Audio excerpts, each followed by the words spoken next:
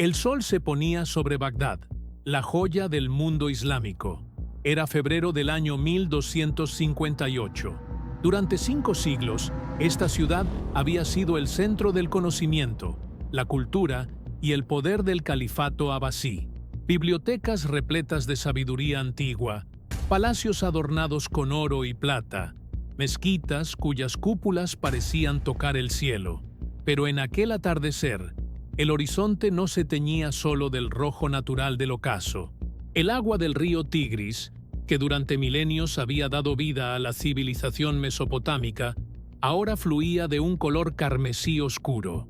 No era un fenómeno natural, era sangre. La sangre de casi 200.000 habitantes de Bagdad, que habían sido masacrados sistemáticamente por las tropas de un solo hombre, Hulagu Khan, nieto de Genghis Khan y líder del Ilkhanato mongol. El último califa abasí, Al-Mustasim, fue envuelto en una alfombra y pisoteado hasta la muerte por caballos mongoles. Una ejecución diseñada para evitar derramar su sangre sobre la tierra. Una superstición mongola para no ofender al cielo. Pero esta consideración no se extendió a los tesoros intelectuales de la ciudad. Los libros de la gran biblioteca fueron arrojados al Tigris en tal cantidad que se dice que sus aguas se tornaron negras por la tinta disuelta, antes de volverse rojas por la sangre. A más de 2.000 kilómetros de distancia, en las estepas del norte del Cáucaso, otro nieto de Genghis Khan recibió la noticia. Berke Khan, gobernante de la Horda de Oro y ferviente converso al Islam, palideció al escuchar los detalles del saqueo. Su primo Hulagu no solo había destruido Bagdad, había acabado con el corazón espiritual del mundo islámico. Con la mandíbula tensa y los ojos llenos de ira, Berke pronunció palabras que cambiarían el curso de la historia. Hulagu ha saqueado las ciudades de los musulmanes y ha causado la muerte del califa. Con la ayuda de Alá, yo le haré pagar por tanta sangre inocente. Lo que estaba a punto de desatarse no era una simple disputa territorial o una batalla por recursos. Era algo mucho más profundo y devastador. Una guerra civil dentro del imperio más grande que el mundo había conocido hasta entonces. Una guerra entre primos, entre mongoles contra mongoles, entre dos visiones irreconciliables del legado de Genghis Khan. ¿Qué ocurre cuando el mayor poder militar de la historia se vuelve contra sí mismo? ¿Qué sucede cuando los maestros de la guerra, que habían conquistado territorios desde China hasta Europa, dirigen sus formidables tácticas unos contra otros? Esta es la historia de la guerra Berke-Hulagu, el primer conflicto mundial mongol. Una guerra que enfrentó a ejércitos idénticos en tácticas y armamento, pero divididos por la fe y la lealtad. Una guerra que fracturó para siempre el sueño de un imperio unificado bajo el cielo eterno. Si quieres descubrir cómo el coloso mongol comenzó a desmoronarse desde dentro, cómo la religión transformó la política imperial y cómo una venganza personal cambió el mapa del mundo medieval, continúa viendo este documental. No olvides suscribirte a nuestro canal y activar las notificaciones para no perderte ninguna de nuestras historias sobre los momentos decisivos que cambiaron el rumbo de la humanidad. Para entender la magnitud del choque entre Berke y Hulagu, debemos primero comprender el extraordinario contexto en el que se desarrolló, el imperio más extenso que jamás haya existido. Cuando Genghis Khan murió en el año 1227, dejó tras de sí un legado imposible de medir con palabras. En apenas 2 décadas, este hijo de un jefe tribal menor había unificado a las tribus nómadas mongolas y conquistado un territorio que se extendía desde el Pacífico hasta el mar Caspio. Sus ejércitos habían derrotado a las dinastías chinas, destruido el imperio joresmio y sembrado tal terror que muchas ciudades se rendían con solo escuchar que los mongoles se aproximaban. El imperio que creó no se basaba solo en la conquista. La Pax Mongólica, como la llamarían los historiadores, estableció un sistema de comunicaciones, comercio y administración que conectó Oriente y Occidente como nunca antes.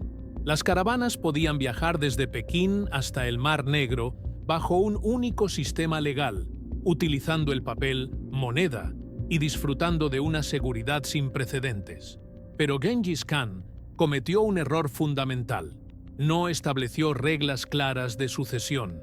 Siguiendo la tradición mongola, dividió su imperio entre sus hijos y nietos, creando un sistema de kanatos semi-independientes unidos por lazos familiares y lealtad al Gran Khan en Karakorum.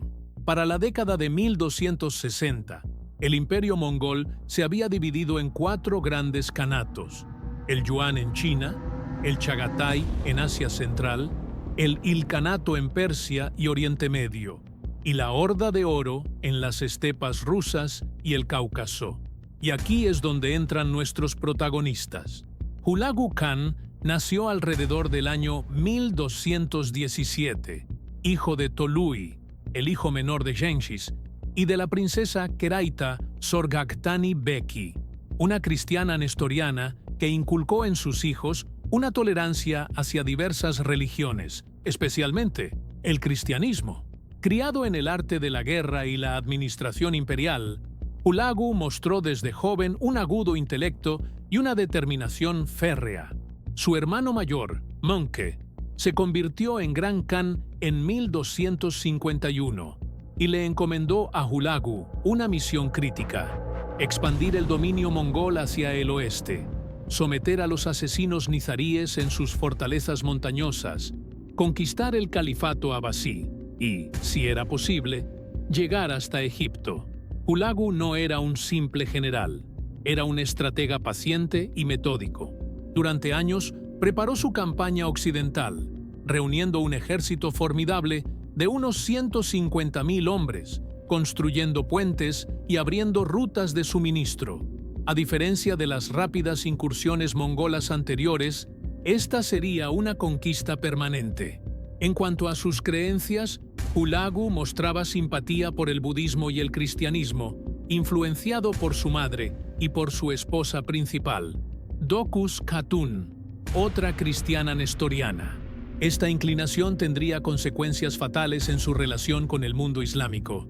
Al otro lado del mapa, Berke Khan emergía como una figura igualmente poderosa, pero radicalmente diferente. Nacido alrededor de 1205, era hijo de Jochi, el primogénito de Genghis Khan. Como gobernante de la Horda de Oro, controlaba las vastas estepas desde el río Danubio hasta Siberia Occidental, incluyendo la Rusia actual y el Cáucaso. Lo que distinguía fundamentalmente a Berke era su fe. A diferencia de la mayoría de los líderes mongoles que seguían el chamanismo tradicional o mostraban una tolerancia pragmática hacia todas las religiones, Berke se había convertido sinceramente al Islam. Se dice que viajó a Bujará en su juventud y quedó tan impresionado por la sabiduría y la piedad de los eruditos musulmanes que abrazó la fe islámica con fervor. Su conversión no fue meramente política. Berke estudió el Corán, observaba estrictamente los 5 pilares del Islam e incluso construyó mezquitas en sus dominios. Esta devoción religiosa transformaría completamente la dinámica del poder mongol. Para el año 1257, cuando Hulagu se preparaba para marchar sobre Bagdad, estos 2 poderosos nietos de Genghis Khan gobernaban sus respectivos territorios con visiones cada vez más divergentes. Hulagu veía el Medio Oriente como una tierra a conquistar, mientras que Berke lo consideraba el corazón de su fe. ¿Podría el vínculo familiar superar la división religiosa? ¿La lealtad al legado de Genghis Khan sería más fuerte que la devoción a Alá? Estas preguntas nos perseguirán mientras exploramos cómo estos 2 hombres llegaron a enfrentarse en un conflicto que cambiaría para siempre el destino del imperio mongol. El ascenso de Hulagu y Berke a posiciones de poder supremo no fue un simple producto del nacimiento noble, sino el resultado de habilidades políticas, militares y diplomáticas excepcionales. Ambos hombres tuvieron que navegar por las turbulentas aguas de la política mongola, donde la sangre de Genghis Khan otorgaba legitimidad pero no garantizaba autoridad. Comencemos con Hulagu. Tras la muerte de Ögödei Khan en 1241, el imperio mongol entró en un período de incertidumbre. La viuda de Ögödei, Töregene, asumió la regencia y comenzó a maniobrar para colocar a su hijo Guyuk en el trono. Sin embargo, esto creó tensiones con la línea de Tolui, el padre de Hulagu.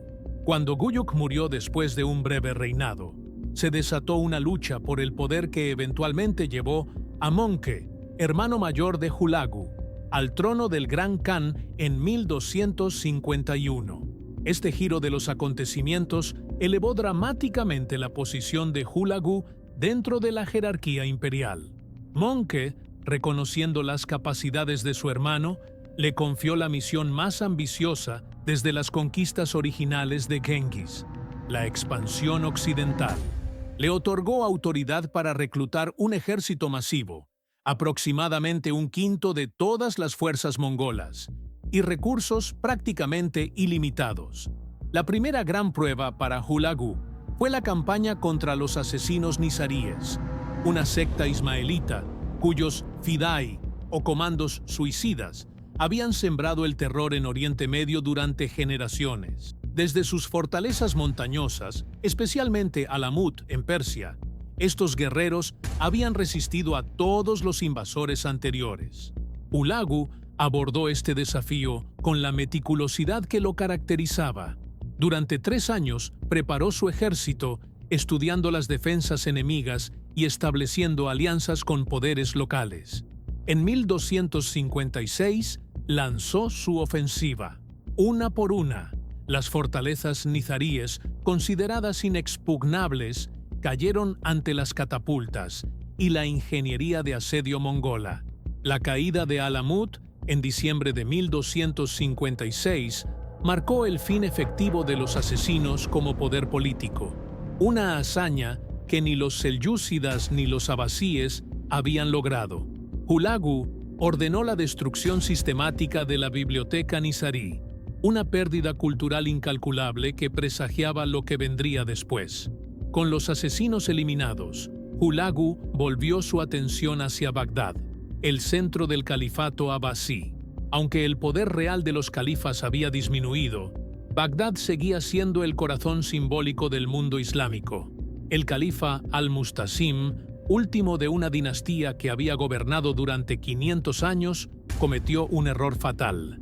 Rechazó las demandas de rendición de Hulagu con desdén, confiando en el prestigio de su posición y en las murallas de su ciudad. En enero de 1258, Hulagu rodeó Bagdad con un ejército de más de 100.000 hombres. Los ingenieros mongoles desviaron partes del Tigris para debilitar las defensas, mientras que las catapultas bombardeaban incesantemente las murallas. Después de solo 12 días, secciones enteras de las fortificaciones se habían derrumbado. Lo que siguió fue una de las masacres más devastadoras de la historia medieval. Durante 7 días, las tropas mongolas saquearon Bagdad sistemáticamente. Las estimaciones de las víctimas varían entre 200.000 y 1 millón de personas. Las mezquitas, bibliotecas y palacios que habían hecho de Bagdad la ciudad de la paz fueron reducidos a cenizas. El propio califa fue ejecutado el 10 de febrero, envuelto en alfombras y pisoteado por caballos. Se dice que Hulagu temía derramar la sangre real del califa sobre la tierra, lo que según las creencias mongolas podría provocar desastres naturales. Este evento, más que cualquier otro, sellaría el destino de la relación entre Hulagu y Berke. Mientras tanto, a miles de kilómetros al norte, Berke consolidaba su poder sobre la Horda de Oro. Tras la muerte de su hermano Batu en 1255, Berke emergió como el líder indiscutible del Kanato más occidental del Imperio Mongol. Su ascenso no había sido sencillo. A diferencia de Hulagu, que contaba con el apoyo directo del Gran Khan, Berke tuvo que asegurar su posición mediante alianzas con los generales mongoles estacionados en Rusia y el Cáucaso, especialmente con el brillante estratega Nogai. quien se convertiría en su mano derecha. Lo que distinguía a Berke era su visión para la Horda de Oro. Mientras mantenía las tradicionales instituciones mongolas y el sistema militar, comenzó a incorporar elementos de la civilización islámica. Estableció su capital en Saray, a orillas del Volga, transformándola de un campamento nómada a una verdadera ciudad con mezquitas, baños públicos y mercados.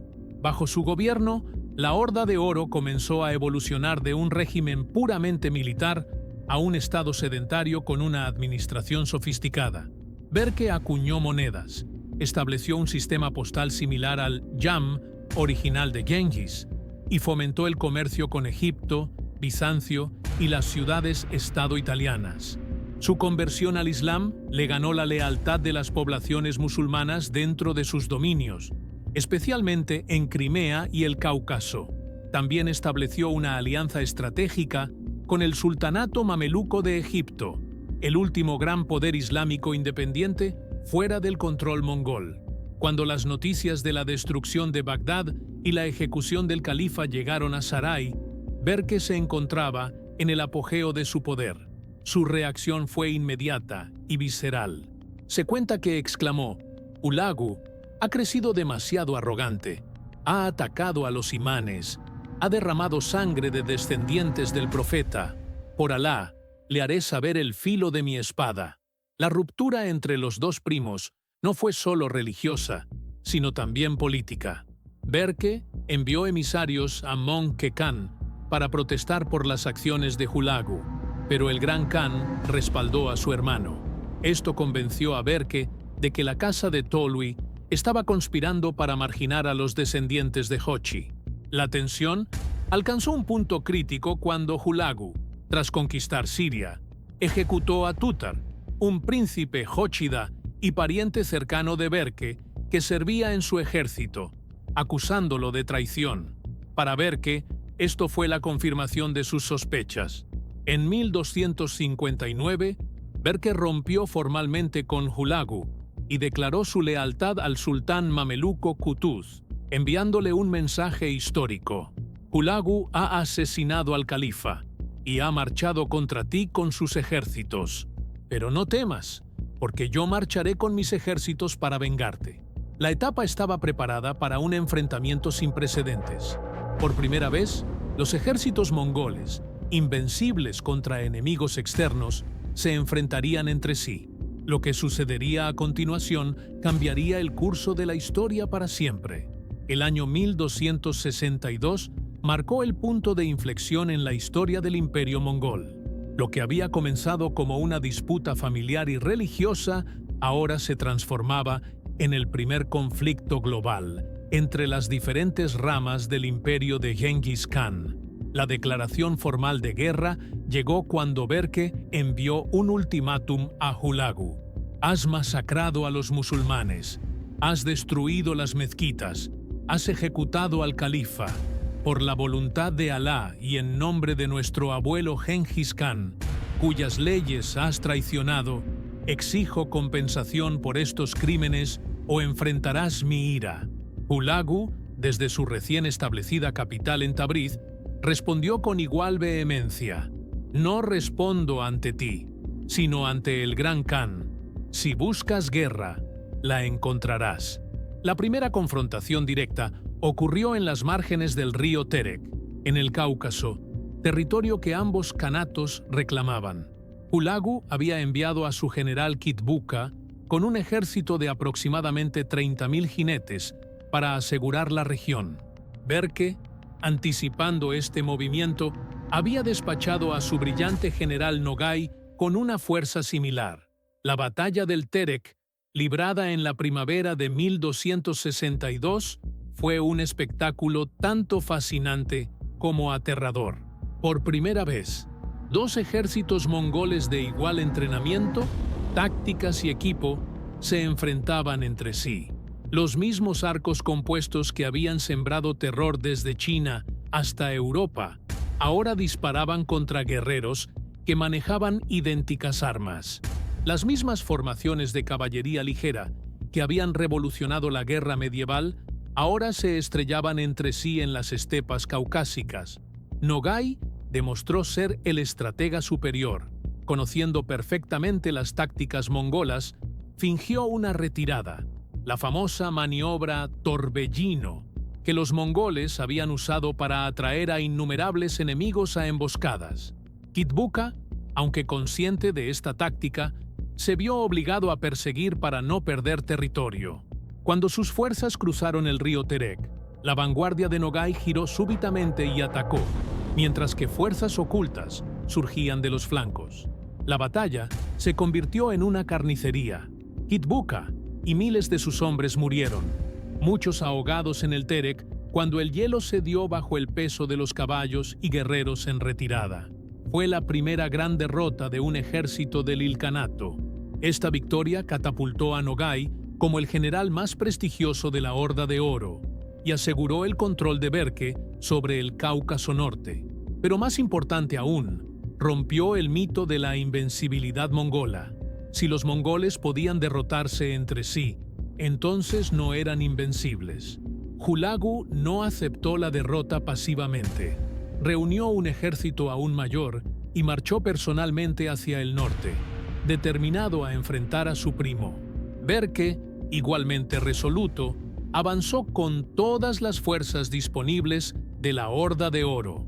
En el verano de 1263, los dos ejércitos se encontraron nuevamente cerca del río Terek.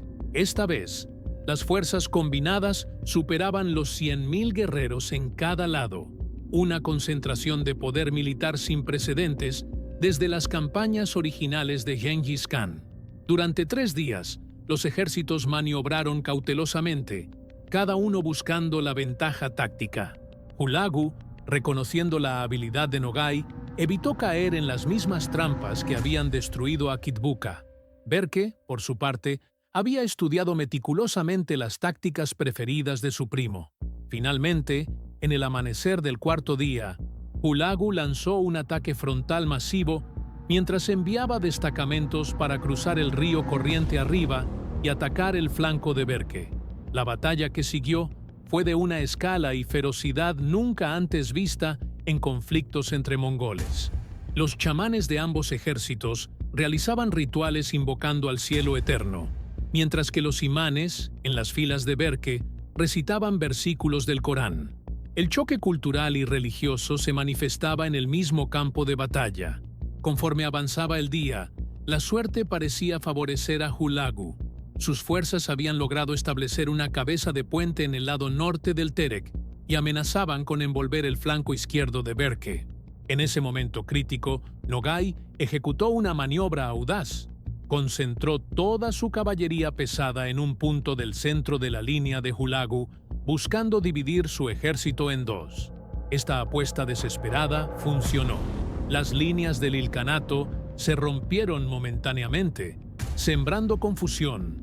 Berke aprovechó este momento para ordenar un avance general. La batalla degeneró en cientos de combates individuales, mientras el sol se ponía sobre el Cáucaso. Al amanecer siguiente, Hulagu se vio forzado a retirarse al sur del Terek, habiendo sufrido pérdidas masivas. Aunque no fue una derrota decisiva, marcó el límite norte de su poder. Nunca más un ejército del Ilkhanato cruzaría el Terek, pero la guerra estaba lejos de terminar. Reconociendo que no podía derrotar directamente a Berke en su territorio, Hulagu recurrió a una estrategia indirecta: atacar las rutas comerciales y diplomáticas de la Horda de Oro. El sistema comercial de la Ruta de la Seda, que había florecido bajo la Pax Mongólica, se convirtió en víctima de la guerra civil. Caravanas sospechosas de comerciar con el territorio enemigo eran confiscadas. Ciudades comerciales que habían prosperado como intermediarias ahora se encontraban atrapadas entre dos fuegos. Particularmente devastador fue el impacto en Trebisonda, en la costa del Mar Negro, y en las colonias genovesas y venecianas de Crimea. El comercio entre Asia y Europa, que había alcanzado niveles sin precedentes bajo el sistema unificado mongol, disminuyó dramáticamente. Simultáneamente, ambos líderes buscaron alianzas externas para fortalecer sus posiciones. Berke intensificó su cooperación con el sultanato mameluco de Egipto, enviando oro, esclavos y caballos para apoyar a los enemigos de Hulagu en Siria. A cambio, recibió legitimidad religiosa cuando el sultán Baibars, que había establecido un califato títere en El Cairo, reconoció a Berke como el protector del Islam en las estepas. Hulagu, por su parte, fortaleció sus lazos con el Imperio bizantino y los reinos cristianos del Cáucaso, especialmente Georgia y Armenia. También intensificó las relaciones con la dinastía Yuan en China, gobernada por su hermano Kublai, asegurando así su flanco oriental. Esta internacionalización del conflicto transformó lo que había comenzado como una disputa familiar en un realineamiento geopolítico global. Las potencias no mongolas, que hasta entonces habían temido unánimemente al imperio estepario, ahora podían explotar sus divisiones internas. Para los soldados ordinarios en ambos lados, la guerra presentaba dilemas morales profundos. El código de Gengis Khan, el Yasa, prohibía estrictamente el derramamiento de sangre mongol por otros mongoles. Sin embargo, aquí estaban, matando a sus propios parientes en nombre de khanes, que eran primos entre sí. Un cronista árabe de la época relató la historia de dos guerreros mongoles que se reconocieron como primos en el campo de batalla del Terek. Se abrazaron, compartieron kumis, leche fermentada de yegua, y luego regresaron a sus respectivas líneas para continuar matándose mutuamente. Esta anécdota captura la tragedia esencial de la guerra, el desgarramiento del tejido social y familiar que había sido la base del éxito mongol. El aspecto religioso del conflicto añadía otra capa de complejidad. Para Berke y sus seguidores musulmanes, esta era una yihad contra los que habían destruido Bagdad y asesinado al califa. Para Hulagu, representaba la defensa de la visión universal y tolerante del imperio que había sostenido Gengis Khan, donde ninguna religión debía dominar sobre las demás. La dimensión religiosa se manifestaba incluso en las tácticas militares. Los generales de Berke evitaban atacar durante las horas de oración musulmana, mientras que Hulagu aprovechaba estratégicamente estos momentos de vulnerabilidad. Por otro lado, las fuerzas de Berke mostraban un fervor casi fanático, creyendo que morirían como mártires, mientras que los guerreros de Hulagu luchaban con la disciplina fría y profesional que había caracterizado a los primeros ejércitos mongoles. Hacia finales de 1263, quedó claro que ninguno de los dos bandos podía lograr una victoria decisiva. La línea del frente se estabilizó aproximadamente a lo largo del río Terek, con ocasionales incursiones en ambas direcciones que causaban devastación, pero no alteraban fundamentalmente el equilibrio estratégico.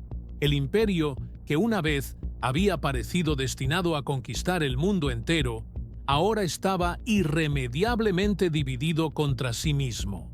El sueño de Gengis Khan de un dominio mongol unificado, desde el amanecer hasta el atardecer, había terminado, apenas 3 décadas después de su muerte, y todo había comenzado con dos primos, dos visiones y dos fes irreconciliables. ¿Podría alguno de ellos prevalecer finalmente? ¿O estaba el imperio condenado a una fragmentación permanente? El año 1265 marcó un punto de inflexión inesperado en el conflicto. Hulagu Khan, el conquistador de Bagdad y arquitecto del Ilkhanato, enfermó gravemente durante el invierno. A pesar de los esfuerzos de médicos chinos, persas y europeos en su corte, su salud se deterioró rápidamente. El 8 de febrero, en su palacio de Maraga, Hulagu murió a la edad de 48 años. Sus últimas palabras, según las crónicas persas, fueron: «He conquistado ciudades y derrotado reyes, pero no he podido conquistar a mi propio primo». Fue enterrado en la isla de Shahi, en el lago Urmia, en una tumba cuya ubicación exacta sus seguidores mantuvieron en secreto por temor a represalias. La muerte de Hulagu no trajo paz. Su hijo Abaka asumió el control del Ilkhanato y juró continuar la guerra contra Berke. Si algo, el conflicto se intensificó, ya que Abaca buscaba vengar a su padre y establecer su propia legitimidad a través de victorias militares. La respuesta de Berke fue rápida y contundente. Aprovechando la confusión de la transición de poder, lanzó una ofensiva masiva a través del Cáucaso, llegando hasta Tabriz, la capital del Ilkhanato. Por un breve momento, pareció que la Horda de Oro podría aniquilar completamente a sus rivales. Sin embargo, el destino tenía otra sorpresa reservada. Durante esta campaña, en el verano de 1266, Berke Khan también enfermó súbitamente mientras supervisaba el asedio de una fortaleza en Azerbaiyán. Algunos historiadores sugieren que fue envenenado, otros que contrajo una enfermedad epidémica que asolaba la región. Cualquiera que fuera la causa, Berke murió lejos de su hogar, en territorio enemigo. La ironía de la situación no escapó a los cronistas contemporáneos. Los dos protagonistas de la Primera Guerra Civil mongola habían muerto con apenas un año de diferencia, sin que ninguno lograra una victoria decisiva. La muerte de Berke provocó una crisis de sucesión en la Horda de Oro. Finalmente, su sobrino Möngke Temür asumió el poder, pero carecía del fervor religioso y la determinación de su tío. Aunque la guerra continuó intermitentemente, perdió gran parte de su intensidad ideológica. Para los territorios que habían sido campo de batalla, las consecuencias fueron devastadoras. El Cáucaso, que había comenzado a recuperarse bajo la Pax Mongólica, quedó nuevamente reducido a ruinas. Ciudades enteras como Derbent y Shamaki fueron abandonadas. Los sofisticados sistemas de irrigación, algunos datando de la época sasánida, quedaron destruidos, provocando hambrunas que diezmaron a la población rural.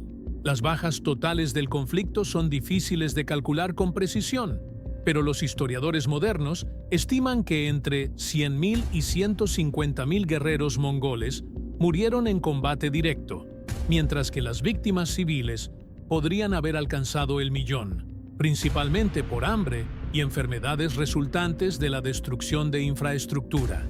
El impacto económico fue igualmente severo. La ruta de la seda, que había florecido bajo la administración mongola unificada, quedó fragmentada. Mercaderes que antes viajaban libremente desde China hasta el Mar Negro, ahora enfrentaban múltiples fronteras, impuestos y peligros. El volumen comercial disminuyó drásticamente, provocando recesiones económicas desde Samarcanda hasta Constantinopla. Quizás lo más significativo fue el impacto psicológico y cultural. El aura de invencibilidad que había rodeado a los mongoles quedó irremediablemente dañada. Si los ejércitos de Genghis Khan podían ser derrotados por otros mongoles, entonces quizás los pueblos sometidos también podrían desafiarlos eventualmente. Los sucesores de Hulagu y Berke intentaron varias veces restablecer la unidad imperial. En 1269, Kublai Khan, ahora Gran Khan y emperador de China, convocó a todos los líderes mongoles a un Kurultai, asamblea, en Karakorum para resolver sus diferencias. Los representantes del Ilkhanato asistieron, pero la Horda de Oro envió solo emisarios de bajo rango, señalando que ya no reconocían la supremacía del Gran Khan. Este fracaso diplomático confirmó lo que ya era evidente en el campo de batalla. El Imperio Mongol había dejado de existir como entidad unificada. En su lugar, surgieron estados sucesores que cada vez se identificaban menos con su herencia mongola y más con las culturas de los territorios que gobernaban. El Ilkhanato de Persia se volvió cada vez más persianizado. Irónicamente, el hijo de Hulagu, Abaca, se casó con una princesa bizantina, pero su hijo Ghazan eventualmente se convertiría al Islam en 1295, completando la transformación que Berke había deseado. La Horda de Oro, mientras tanto, profundizó su identificación con el Islam y desarrolló estrechos vínculos con el mundo turco-musulmán. Para finales del siglo XIII, sus gobernantes hablaban principalmente Kipchak, no mongol, y sus instituciones reflejaban una mezcla de tradiciones esteparias e islámicas. Para los súbditos de estos imperios, la fragmentación trajo consecuencias mixtas. Por un lado, el fin de la unidad mongola significó menos estabilidad y seguridad en las rutas comerciales. Por otro, los kanatos individuales desarrollaron administraciones más adaptadas a las necesidades locales, menos extractivas y más integradas con las élites nativas. En el caso específico del ilkanato, la necesidad de legitimarse frente a una población mayoritariamente musulmana eventualmente llevó a sus gobernantes a adoptar políticas más favorables hacia el Islam, culminando en la conversión de Ghazan Khan. En la Horda de Oro, el proceso fue similar pero más rápido, con la adopción del Islam como religión estatal pocas décadas después de Berke. Una pregunta persiste: ¿quién ganó realmente este conflicto? Militarmente, fue un empate. Territorialmente, la frontera quedó establecida aproximadamente donde estaba al inicio. Pero en términos ideológicos y culturales, la visión de Berke prevaleció a largo plazo. Tanto el ilkanato como la Horda de Oro eventualmente se convirtieron en estados islámicos, aunque el proceso tomó generaciones. ¿Qué habría pensado Genghis Khan de este resultado? ¿Habría visto la islamización de sus descendientes como una traición a las tradiciones mongolas o como una adaptación pragmática al gobernar poblaciones musulmanas? Es imposible saberlo con certeza, pero el Gran Khan siempre había valorado la eficacia por encima de la ortodoxia. La historia nos sugiere que incluso sin el elemento religioso, las tensiones entre las diferentes ramas de la familia de Genghis Khan habrían eventualmente llevado a conflictos. La guerra Berke-Hulagu simplemente aceleró un proceso de fragmentación que probablemente era inevitable dado el tamaño del imperio y la ausencia de mecanismos claros de sucesión. Lo que queda claro es que este conflicto marcó el principio del fin para el sueño imperial mongol. Lo que el mundo exterior no había podido lograr con siglos de resistencia, los propios mongoles lo consiguieron en apenas unos años de guerra fratricida. El legado de la guerra Berke-Hulagu se extiende mucho más allá de las estepas y montañas donde combatieron sus ejércitos. Este conflicto, que en su momento pareció simplemente una disputa familiar amplificada por diferencias religiosas, terminaría alterando profundamente el curso de la historia euroasiática. Primero, consideremos el impacto inmediato sobre el imperio mongol. La división entre el ilkanato y la Horda de Oro nunca se reparó completamente. Aunque hubo periodos de cooperación táctica y alianzas matrimoniales entre las casas gobernantes, la unidad fundamental del imperio quedó irremediablemente fracturada. Esta fragmentación aceleró lo que podríamos llamar la nacionalización de los kanatos. El ilkanato se volvió cada vez más persa en cultura, administración y eventualmente religión. La Horda de Oro desarrolló su propia síntesis de elementos túrquicos, islámicos y esteparios. El imperio Yuan en China adoptó progresivamente instituciones chinas, hasta que sus gobernantes mongoles fueron casi indistinguibles culturalmente de la élite china tradicional. Para el año 1300, apenas 4 décadas después del conflicto, los 4 grandes kanatos funcionaban esencialmente como estados independientes con poca coordinación entre ellos.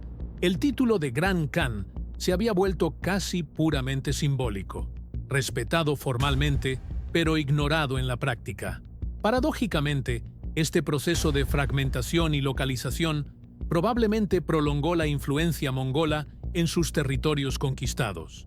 Al adaptarse a las culturas locales e incorporar élites nativas, los kanatos lograron una legitimidad que habría sido imposible mantener como ocupantes extranjeros perpetuos. En términos geopolíticos más amplios, el conflicto Berke-Hulagu redibujó el mapa religioso de Eurasia. La alianza de Berke con los mamelucos de Egipto salvó al Islam suní de lo que podría haber sido un golpe mortal. Si Hulagu hubiera logrado conquistar Egipto, Como era su intención original, prácticamente todo el mundo islámico habría caído bajo dominio mongol, con consecuencias incalculables para el desarrollo de la civilización islámica. En cambio, la división mongola permitió que Egipto no solo sobreviviera, sino que floreciera bajo los mamelucos, convirtiéndose en el nuevo centro del mundo islámico tras la destrucción de Bagdad. El califato abasí fue restaurado nominalmente en El Cairo, y aunque era una sombra de su antigua gloria, proporcionó continuidad institucional al mundo suní. Igualmente significativo fue el impacto en Europa Oriental. La Horda de Oro, debilitada por el conflicto con el Ilkhanato, nunca pudo lanzar una invasión a gran escala de Europa Central, como la que Batu Khan había iniciado en la década de 1240. Esto dio a reinos como Polonia, Hungría y los estados alemanes tiempo crucial para recuperarse y fortalecerse. Rusia, sin embargo, permanecería bajo el yugo tártaro durante 2 siglos más. La experiencia de dominio mongol moldearía profundamente la identidad rusa, su estructura estatal y su orientación geopolítica. Cuando finalmente emergió como potencia independiente bajo Iván III, a finales del siglo XV, Rusia incorporó muchos elementos administrativos y militares de sus antiguos gobernantes esteparios. Económicamente, la guerra Berke-Hulagu marcó el comienzo del declive de la ruta de la seda como arteria comercial unificada. Aunque el comercio continuó, nunca recuperó el volumen y la seguridad que había disfrutado bajo la Pax Mongólica. Esto eventualmente incentivaría a las potencias europeas a buscar rutas marítimas alternativas hacia Asia, contribuyendo indirectamente a la era de exploración que llevaría a Colón y otros a cruzar el Atlántico.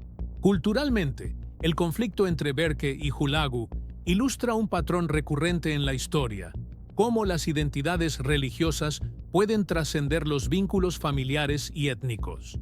Berke eligió su fe islámica por encima de su lealtad familiar, estableciendo un precedente que se repetiría en innumerables conflictos posteriores. Sin embargo, también demuestra la notable capacidad de adaptación cultural de los mongoles. En apenas unas generaciones, pasaron de ser chamanes nómadas a patronos de las grandes religiones mundiales, construyendo mezquitas, iglesias y templos budistas a lo largo de sus dominios. Esta flexibilidad, paradójicamente, contribuyó tanto a su éxito inicial como a su eventual fragmentación. Para los líderes políticos modernos, la guerra Berke-Hulagu ofrece lecciones atemporales. Muestra cómo incluso los imperios más poderosos pueden desmoronarse desde dentro cuando las divisiones ideológicas se vuelven irreconciliables. Ilustra los peligros de no establecer mecanismos claros de sucesión y resolución de conflictos, y demuestra cómo factores aparentemente intangibles como la identidad religiosa pueden superar intereses materiales compartidos. También nos recuerda que la historia raramente sigue caminos lineales o predecibles. Nadie en la corte de Gengis Khan habría imaginado que apenas 3 décadas después de su muerte, sus nietos estarían matándose entre sí en el nombre de religiones que el propio Gengis apenas conocía. Para nosotros, observadores del siglo XXI, la guerra Berke-Hulagu ofrece una ventana fascinante a un momento pivotal en la historia mundial. Nos muestra un mundo en transición, donde identidades antiguas se disolvían y nuevas surgían, donde imperios se fragmentaban y reinos se formaban. Quizás la lección más profunda de este conflicto es que el poder, no importa cuán vasto, siempre es transitorio. El imperio mongol, que en su apogeo parecía invencible, contenía dentro de sí las semillas de su propia destrucción. Como muchos imperios antes y después, descubrió que conquistar el mundo era, en última instancia, más fácil que gobernarlo unificadamente. Mientras reflexionamos sobre esta historia de ambición, fe y traición familiar, recordemos que los grandes cambios históricos raramente ocurren por una sola causa o en un solo momento. La división del Imperio Mongol como muchas transformaciones históricas, fue el resultado de múltiples factores entrelazados: personalidades individuales, diferencias culturales, presiones económicas y, sí, divergencias religiosas. La historia de Berke y Hulagu nos recuerda que incluso los imperios más formidables son, en última instancia, construcciones humanas, sujetas a todas las pasiones, errores y conflictos que definen la experiencia humana. Si has disfrutado de esta exploración de uno de los conflictos más consecuentes, pero menos conocidos de la historia medieval, te invitamos a compartir tus pensamientos en los comentarios. ¿Qué aspecto de la historia mongola te gustaría que exploremos en nuestro próximo documental? ¿La vida de Genghis Khan? ¿La conquista de China? ¿O quizás la influencia duradera de los mongoles en el mundo moderno?